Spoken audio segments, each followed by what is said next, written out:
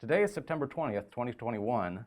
My name is Cameron Wood. I'm here at the Ohio History Connection with Deb Kuzawa to talk about her experiences with Jack's Summit Station, or Jack's A Go-Go, a bar on Summit Street. Deb, could you please say and spell your name for us? Sure. Deb Kuzawa, short for Deborah, Deborah, and my last name is Kuzawa, Kuzawa. Thank you. So where and when were you born? I was born up in the Cleveland area way back in 1979. I grew up in Garfield Heights, Ohio, which is an inner ring suburb of the Cleveland area.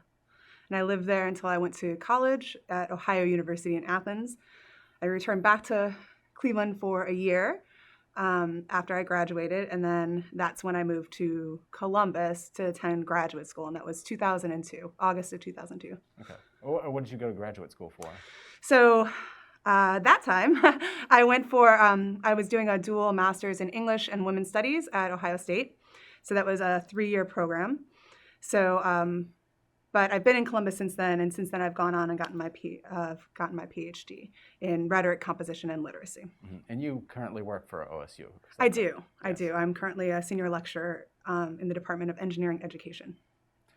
So when did you first become aware of Jack's or Summit Station? What was it known to you? So when I first moved to Columbus, it was it was Summit Station. Okay. But everybody, there was people still refer to it as Jack's all the time. When I first moved to Columbus, there were maybe 25, 27 LGBTQ bars in the city. Mm-hmm. So Jack's was just one of them. It was one of the women-focused bars. There were not very many of those, and now there's just one of the only 15 slammers in the country, actually. So I'm not really sure exactly how, but actually I think that's a lie.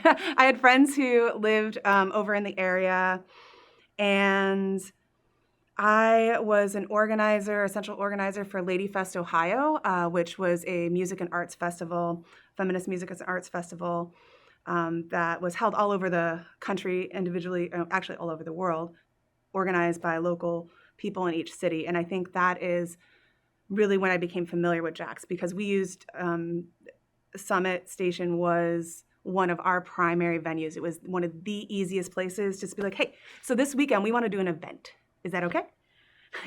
We'll collect money at the door, blah, blah, blah, and everything else. And they'll be like, sure, whatever. And often, there was no splitting of the door, or we would give them, a small portion of the door, because these were all benefit shows to help put on Ladyfest Ohio. And then Jack's was one of our main venues during Ladyfest weekend. And that was for Ladyfest 2004, I believe. And one of the few Ladyfest ever to actually raise money and not lose money. So we were able to donate the Central Ohio Abortion Access Fund, still and perhaps even more so an important organization, although I don't think it exists anymore, but abortion access is still super important. So I think that's how I first became familiar with Jack's. More than likely. So probably through Olivera Bradich or maybe Dana Dickman, because I know Dana lived nearby. Who was when you wanted to do something at Jack's, who was your contact there? Who was the person in charge? Depended on when you're talking about. There was such a wide range of people. Oh man, I can't remember the owner's name. I don't remember her name. I never really dealt with her directly. There was various bar managers over the years. So I know Luster at one point, Luster Singleton was, I don't remember if he was a manager or if he was like an event coordinator, because they did have someone who did like bookings and things like that. So mm-hmm. I don't really recall who we would deal with for that. Okay. And so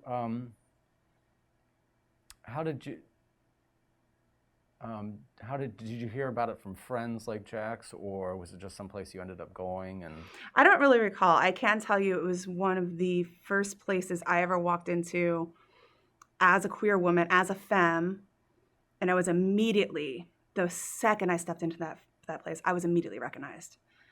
It wasn't like it was my first gay bar. Up in Cleveland, I would go to gay bars underage, or, the college nights where you're 18 and up. But those were pretty much all men focused, right? So I was assumed to be a fag hag, right? I was not assumed to be queer. And then, because my first boyfriend is gay, his mom is gay, his sister is gay. And so at one point I went to a lesbian bar in the Cleveland area. I don't know the name of it, but just like when I was like 17 with them. But again, I wasn't recognized. Wall Street wasn't recognized. I mean, I would go into gay clubs and I had a woman look at me and go, "You don't like women?" I said, "I certainly don't like you." And I walked away. And Jack's, the moment I walked in there, I was recognized as a queer woman. So, and I don't know if that's a matter of any woman who walked into Jack's was automatically assumed to be queer, if that was just part of it.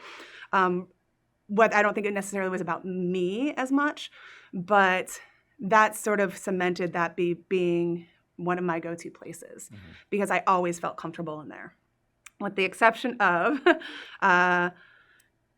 the ownership changed hands, and then my girlfriend, now wife, we went for an event, and it was supposed to be like a kink night, but it was like we were the only women. There was very explicit porn playing on all the screens, like man and man porn. And my wife is butch, and so she often gets hit on by men. And so I was getting all these dirty looks, like they kind of thought we were a straight couple that wandered in, and we were just like, I guess this isn't meant for us tonight. We're gonna go ahead and leave, But other than that, Jack's was always the most comfortable place for me. What would you say, was it mainly a lesbian bar but it had some maybe gay events or more? So that was after the previous lesbian owner had sold it. And I believe, I could be wrong about my timeline, I believe that's after she had sold it to a gay man. And he started having more events like that. But it was women, it was trans men. There would be some men in there, sometimes like Olivia, her roommates, she had some straight roommates, and she's straight herself. And so they would sometimes be in there. So it was a mix of people, because it's connected to Cafe Bourbon Street. There was sometimes some movement back and forth in that way. So you would sometimes have people over. But for the most part, a lot of men, I don't think, stuck around unless they were there purposely with a queer woman or some other queer person. But I know some of my gay male friends were like, we'll meet up later. So I think it was primarily focused on queer women, and I would say, and trans men, because there was Chris, one of the bartenders, was a trans guy. So. Can you describe it physically? Like, what was it like inside? Dive bar, 1000% dive bar. Like, the bathroom, so sketchy, right? So sketchy. The doors were like never quite closed. The one bathroom was kind of like a weird shape. There was hardly any light ever. You were lucky if both toilets were actually working in the one side. The men's wasn't any better. And of course, at a queer bar, nobody fucking cares, right? We just you just go wherever. And so, but the men's was just definitely worse. Just like when you go to a bar that's geared towards men, the women's bathroom is usually much worse. So you would walk in, it was pretty small. I believe they still have over the bar, free beer tomorrow in yellow neon. But you would walk in, and the bar was, you would walk in, and immediately on the right, first of all, there's like tiny little windows, but they weren't windows that you could actually see out of. So they weren't really windows, if that makes sense, which is, I think, pretty typical, especially because it was a queer bar going back, as far as I know, to the 50s, right? So it makes sense that it wouldn't be really visible.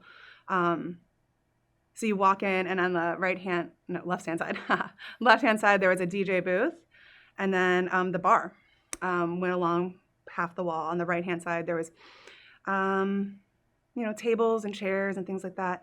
There was a stage that was kind of weird because there was a ramp.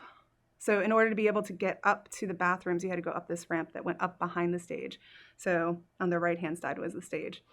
So I should have, okay, so you walk in, DJ booth, bar, and then there's a door that could get into Cafe Bourbon Street, and they had food.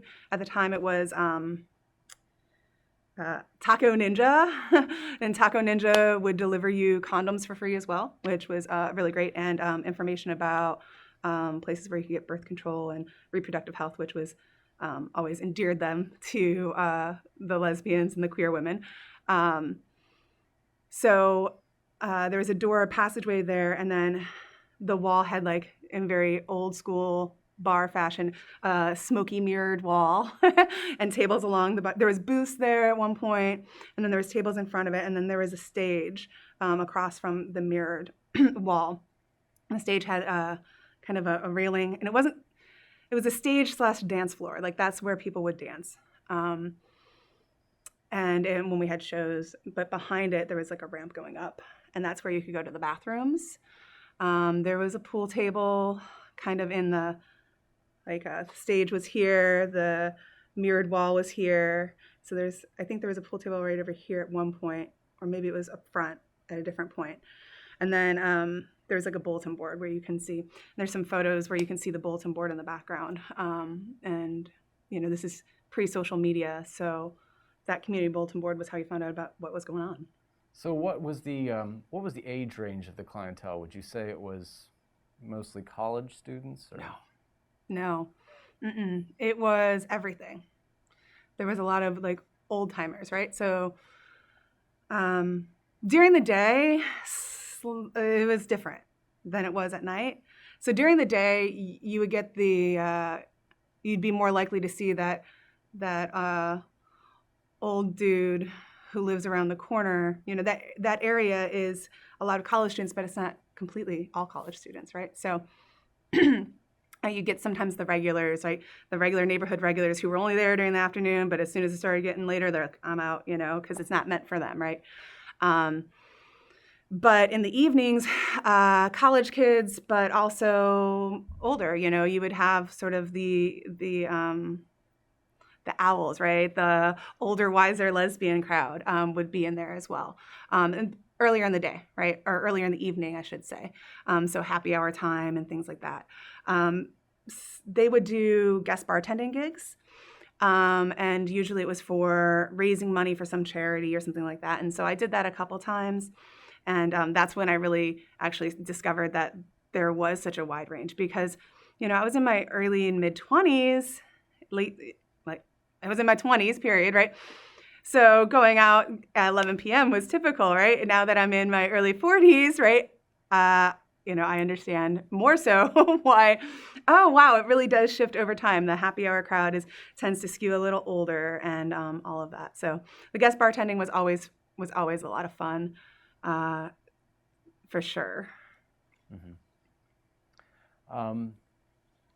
So what kind of acts or events would they have? You said you organized some Ladyfests. What was the normal night like there? Yeah, so my friend who I met in grad school in my women's studies program, Olivera Bradich, she's a local business owner. She owns Wildcat Party and Gifts, which was Holy Craft at one point, and they folded in together. So she was a KJ there, so she did karaoke, and she was the karaoke DJ for many years, and they did that a few nights a week.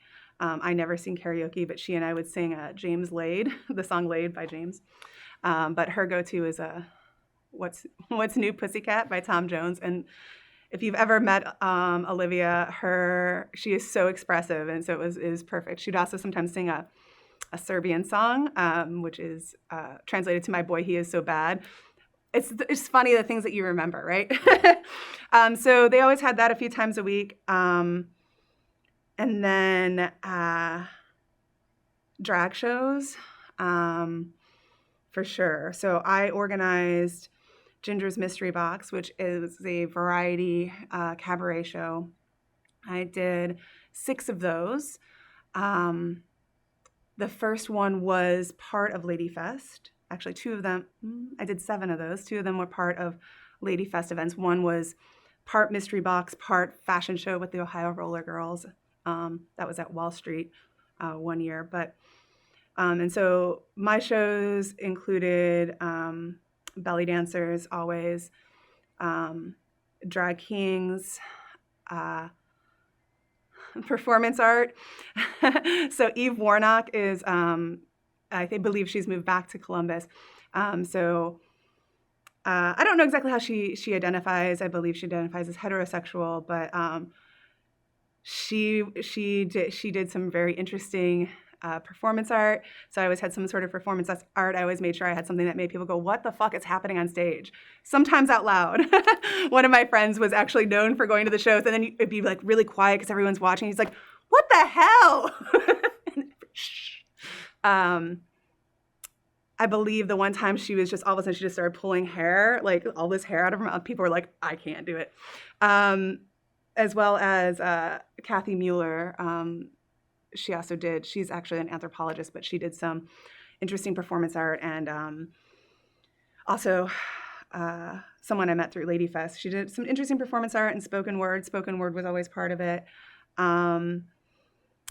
Burlesque, and for sure. I'm trying to think of some of the other shows. I brought a flyer for a show. It was like the Sight and Sound. So there was a lot of musicians who would perform there. The sound system sucked. But so I believe the flyer that I brought was like a Sight and Sound cabaret. And so I think that was pretty typical sort of variety shows. There was some drag performers. There was someone playing electric violin. There was the musician and Athena Reich, who is from New York. And I think at the time she was still touring. She had a rock opera about September 11th because she was living in New York at the time. And so sometimes we were talking about in like national national acts, but definitely indie acts, right? Because it's a very small space. And then just dancing, right? Just dance parties. They did queer prom a few times. That's one of the photos I was looking for. My friend Sabrina Smith won prom queen, and so she wore the dress that her mother made for her high school prom, and she's someone who came out very early in rural New Hampshire, really was not accepted at all. And so she said, the only time a fat girl's going to win prom queen is going to be at a queer prom. But there's a great photo of her in her big red dress holding her dog, who is such a jerk, but she took it everywhere, Daisy, and she has a little tiara on. So like queer proms, things like that. So a little bit of everything, I would say. I don't know if I think I saw maybe a drag queen there once or twice, but that usually wasn't it. So spoken word was another thing that I would see there. Were the HIS Kings did they ever perform there? Oh yeah, I guarantee it. By the time I moved to Columbus, they were not really performing. The His Kings weren't really, they had kind of, so it was primarily like the Royal Renegades. And I did perform with the Royal Renegades. I don't know, there was a big discussion. I remember saying, I didn't know if I qualified as a member of the troupe, and some of the founders were like, oh, come on, like you were in so many shows. So like, especially during when I was really performing, I performed with them pretty much every time. So even though, my performance style, I lip sync, I see it more as femme drag than anything. So it just seemed like a natural fit to perform with them. And so definitely the Royal Renegades were definitely performed there. They were always in my shows. But the His Kings weren't really a troupe in full force in the same way. But I do recall seeing them perform there. I know for sure Lester performed there, for example. So how did you organized a lot of events? How did you become an organizer? So it started with Ladyfest. So Olivia was the one who was like, hey, there's these things called Ladyfest. It started in Olympia, Washington. There are these feminist music and culture and art shows, and we should do this. And so that was also my first experience with doing consensus. So sometimes our meetings really, really long. And so we would have it at the waiting room on High Street, which is was below, it's at like Hine First, so it was below Pierceology. Pierceology was at the top, so it was called the waiting room because while you're waiting for your friends or waiting to get pierced, you would go downstairs, have some coffee, have a snack. It was also next door to the Full Monty, which was a fully nude gay male strip club in the Short North, and the men would stand in the window and dance, go-go dance, and do things like backflips. At one point, that actually had in the upstairs of there was the all-girl show bar, which was supposed to be like the Full Monty, but for women. And Dana, one of the other central organizers for Ladyfest, and I, we wanted to have an event there, a fundraiser. So we danced to 2 songs one night, set everything up to show. We got permission to show Hard Love and How to Fuck in High Heels, which are women-produced porn, Shar Rednor. And so we got VHS tapes sent to us so we could do a public showing or a semi-public showing. So we had an event there. I borrowed a projector from Ohio State because I was a TA at the time. So I borrowed a projector from Ohio State for the weekend, and we used that to show these VHS of these queer women porn. It was a bit of it almost didn't happen. Like we got there and the guy downstairs was like, I have no idea what you're talking about. I'm like, this flyer that has been on your door, like this event is happening like today. We need to get in there. He's like, I don't know what you're talking about. So it almost didn't happen. We had someone come up and tell us, guys, there's giant naked tits visible on High Street. Maybe you should close the blinds. But we raised money. It was also half the electricity wasn't working there and everything else. And so, but it was through Ladyfest that I really started doing that. The first time I performed was actually for the final project for my queer theory class with Dr. Tomas Piantek, who is now down at Shawnee State, which I just love the idea of this tall, bald, queer German man teaching queer studies down in Portsmouth, Ohio. Like I can't imagine it, but that's where he is, right? Because my wife grew up down in that area, so it's really kind of awesome. So I wanted to do something with performance and gender performance, and so I put together what was essentially the first appearance of Ginger Jones, and although I don't think I was using that name yet, and it was several minutes long. I recruited a friend of a friend who hadn't really done drag before to be part of it. It played with masculinity, with femininity, looking at, are we the sum of the things we wear or don't wear? Why, thinking of playing around with this idea of where is the power? Is it with femininity? Is it with the masculinity? And all of that. And then there was some, BDSM play tied in. And so that was my first performance, which inspired Ginger Jones, inspired Ginger's Mystery Box and everything else. And so that was actually at Club 202, which then was Score Bar, which is now District West. And so Score Bar was also a venue at one point for a Ginger's Mystery Box. And then that performance was originally at Club 202, but it got repurposed and we did it again at the first mystery box that was held at Jack's, which I'm looking for the flyer for still. So that was held there. So I held the mystery boxes. The first one was at the High Five in the summertime in like July. And then the next one was in January for my birthday. And then I just started doing them in January as my birthday, right? To celebrate my birthday, I was going to have a big party, lots of prizes, and I'm going to try and donate as much money as possible to different charities. So the first one was part of Ladyfest, and it just kept going from there. I've always been interested in sort of volunteerism and charity. I would say philanthropy, but I feel like philanthropy is like when you're really rich, right? Like I feel like the average person can't really be a philanthropist. Like that requires millions of dollars.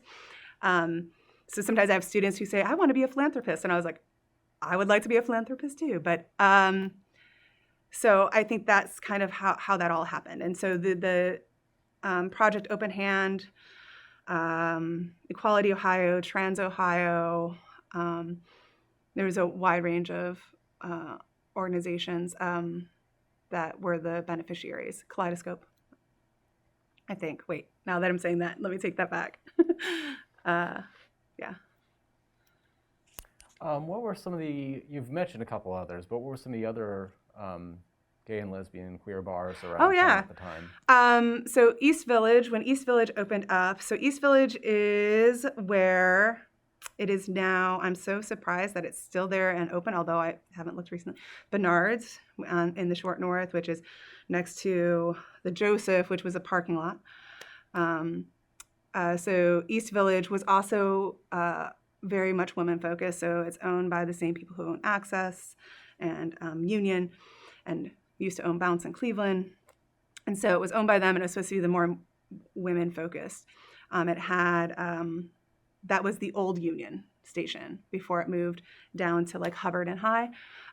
So that's where it was down there. And so they still did, lots of videos, still a video bar in many ways. They serve food and everything else. That is actually the place where I probably performed the most, because they had, for a while there, they had a weekly drag and burlesque show every week. And so for a while there, I would perform once a week there mostly with drag kings. So East Village, of course, Wall Street, RIP Wall Street. I remember coming up to Wall Street when I was down at Ohio University in Athens. I got kicked out of Wall Street once for passing out flyers for an event that wasn't held at Wall Street. I mean, I was fully aware. It's like the only time I've ever been kicked out of a bar.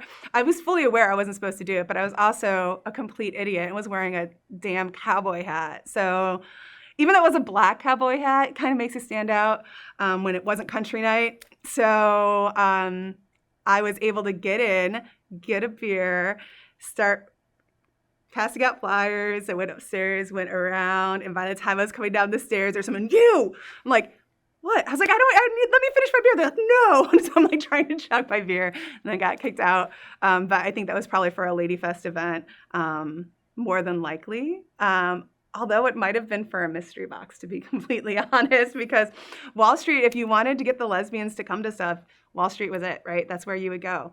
So I definitely spent a lot of time putting flyers on cars in the parking lot at Wall Street, underneath windshield wipers, standing outside. I used to smoke cigarettes until the indoor smoking ban happened in Columbus. That helped push me, the final thing, to quit smoking. So stand outside, smoke cigarettes, and just like, hey, there's a show coming up in a couple weeks. So those were like sort of, and then there's Slammers, which to be quite honest, Slammers, I will continue to support Slammers for sure. Their pizza's pretty good if you've never had their pizza.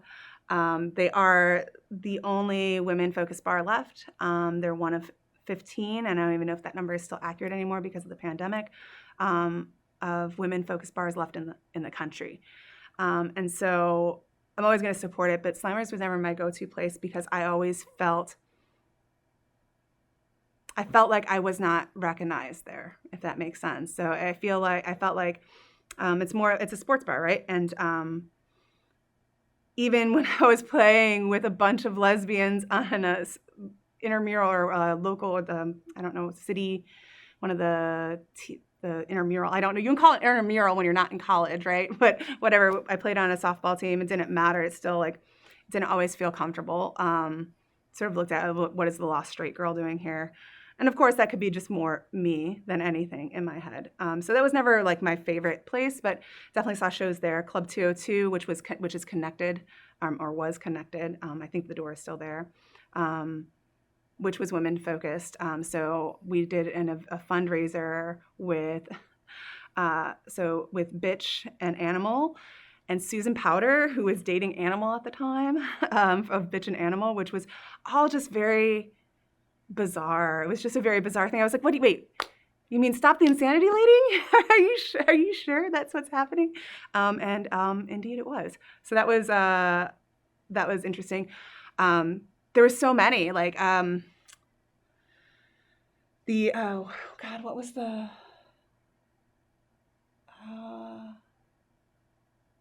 I'm trying to remember the name of the one that my friend worked at.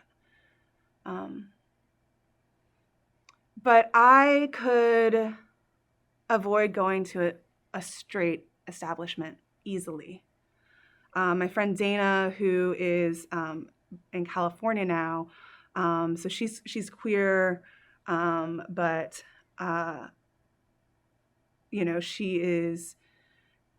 she was more willing to go to non-queer venues. So sometimes I think she would get frustrated, like, I really don't feel like going to the straight bar. I really don't. And, even with performing, I didn't perform in straight venues. I did once at Ruby Tuesdays, not the chain restaurant, but Ruby Tuesdays, the bar that's just down the street from Summit Station. And it was the Ooh La La's burlesque troupe. It was their 10-year anniversary. I don't remember what it was, something like that. And they invited me to perform, and I did. And there was a bunch of, it was really uncomfortable for me. There was a soccer match, so there was a lot of people from the game, and I just wanted to get out of there as soon as I could, because for me, I wasn't performing for straight men. I wasn't performing for straight audiences, and that was not what I was interested in. And so I really avoided that. And I was able to. I could go to eat at restaurants that were queer. I could go to, the Short North was different than it is now. I mean, there was large swaths of it there was nothing going on at all. But it's different, it's different than it is now, for sure. And some of that is progress, I guess, right? Because I remember when Dana, she lived in Berkeley. That's where she did her undergrad, and she's lived all over the Bay Area. She lives in Sacramento now, and my ex-girlfriend from college lived out in the Bay Area for a long time. And I remember being like, I can't believe there's just the Lexington. I can't believe there's just one bar for women. That's just ridiculous. I can't believe that there's only a handful of gay bars in this entire city. And well, it's about acceptance in other places.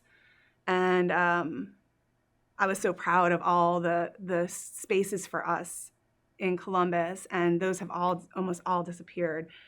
And yeah, there's acceptance, but it's not the same. I don't always feel comfortable.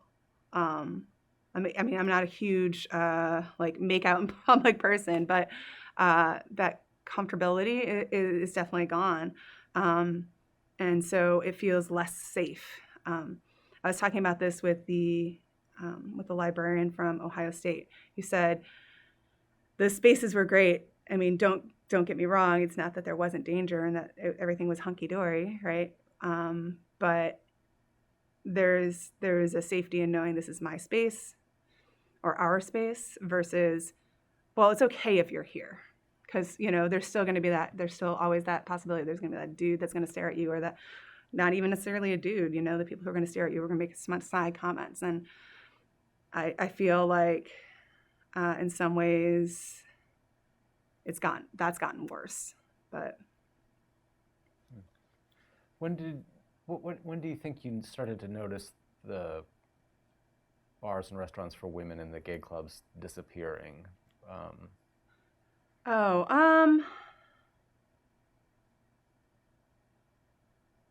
don't know. It's just sort of one of those things like, oh, well, another one bites the dust, right? Mm-hmm. I know so many people who were so sad about the loss of Jack's Summit Station. There were some people who, when the original, when the lesbian who owned it sold it, who were like, well, this is the beginning of the end, and it kind of ended up being, right? So I don't really know. I just know that if I think about between 2003 and 2010, it's just like less and less and less. And I think that's just, again, I think it's a unintended consequence, side effect of greater acceptance or surface acceptance. It's not the same thing, but I think about the thriving Black communities, and how as it's like, oh well, it's okay, you can come into our spaces, and how that impacted sort of the overall sense of community that you could sometimes find in sort of those types of pockets, right? So I think it's the same thing when you think about the gayborhood. There are very few true gayborhoods anymore, where a large portion of the people living there are likely going to be LGBTQ identified, for much different reasons, right? And of course, all of this is coming from my perspective as a white woman. So I know that it's not really comparable. I just thinking about the safety in safety in numbers, I guess, right? So instead of being the only one, being the one that's in the majority, and how that feels different. So I mean, especially in Columbus and other places, like I can never imagine what queers of color go through. Just because, I think a lot of times queer people like to pretend that they're immune to other biases, but that's definitely not the case. So So where would you say, kind of off topic, but are there still gayborhoods that you would say are in Columbus now, or do you think they've mostly gone at this point? I think there are pockets everywhere. My friend Sabrina lives in Old Town East, and like her block for sure is mostly LGBTQ identified. And there's been tension between the one neighbor across the street who's lived there since the 60s, I think. And so there's tension between him and what he sees as the takeover of a Black neighborhood. But what's interesting is that his tensions are primarily with the gay white men who have been quick to throw out racial slurs, or have had other, like other confrontational things. Whereas, like my friends have always had a cordial relationship with him. And I think it just goes back to respect, quite honestly. And, I live over on the west side of Columbus. I don't live in Westgate, but there's like a little pocket there. I think, to a certain degree, the Short North, Victorian Village, and German Village still, but it's not the same.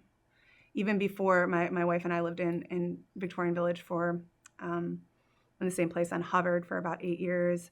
And prior to buying our house on the west side, I lived between campus and downtown for like 14 years. And I definitely noticed a change in the composition of the people who were there. A lot more families, like straight families. We got called dykes outside of Axis once, so it's, I think that there are still pockets, and I'm always surprised, like driving around my neighborhood, seeing, rainbow flags and all of that. But I don't know. I think historically, right, we can talk about the Short North being and all that. To some degree, maybe Franklinton a little bit, but I don't necessarily see that. So I think that it depends on where you are. People who are in more conservative states, there's definitely clear, defined gayborhoods. The more conservative the state, the more likely, which is interesting because Ohio is still pretty conservative, but I don't know.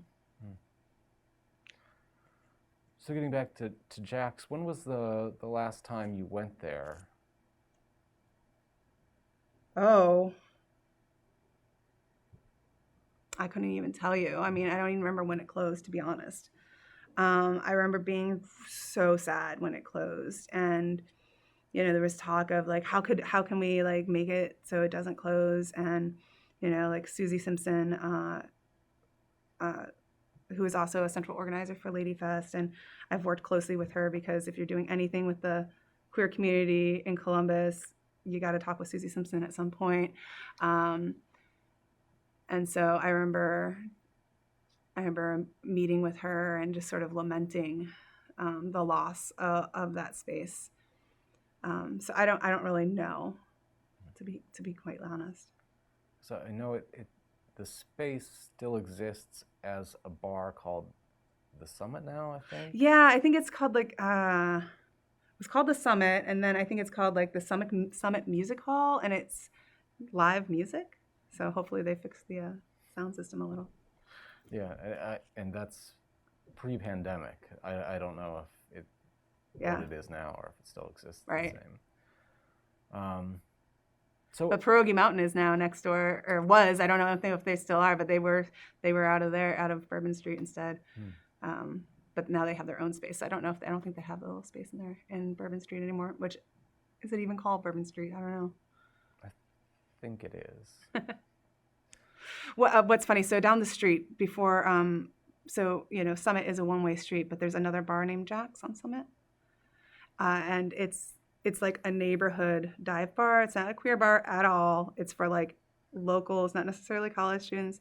And I was meeting a friend once, and I was like, where is she? And this is like, pre-smartphone. It's like, where is she? And she shows up. She's like, so turns out there's another Jack's. Very different clientele. They looked at me very strangely when I walked in. So there was sometimes confusion there. So I often wondered if that's one reason why there was a name change, because that other Jack's, I don't know how long it's been there, but it appears to have been there for a long time. Is there anything else you'd like to tell us about Jack's? Anything that we missed, or? It holds a place that only a dive bar can hold, if that makes sense.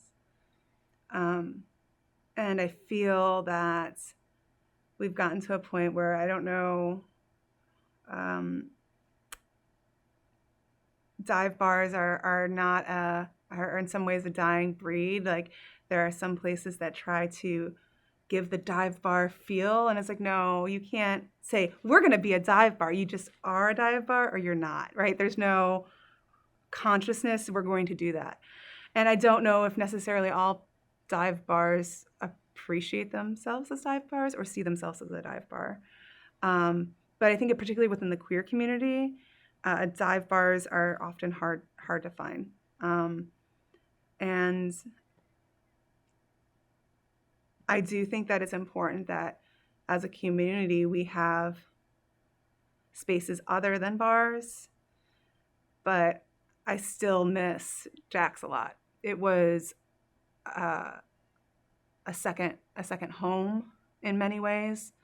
I knew if I was like, you know what, we need to do a fundraiser, like if there was a community member that was in trouble, for example, or there was something to respond to, right?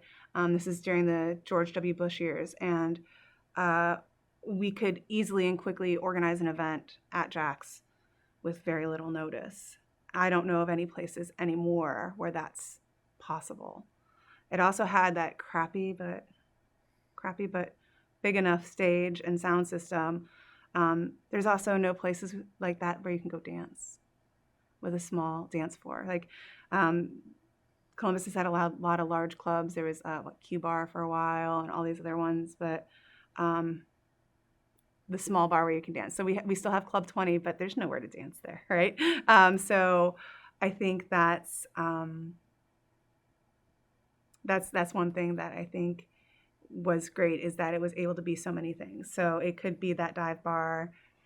It could be the place where you go to see a show, go to see live music, to go see a BDSM demonstration, to just meet and be among people and feel safe. So it's definitely missed.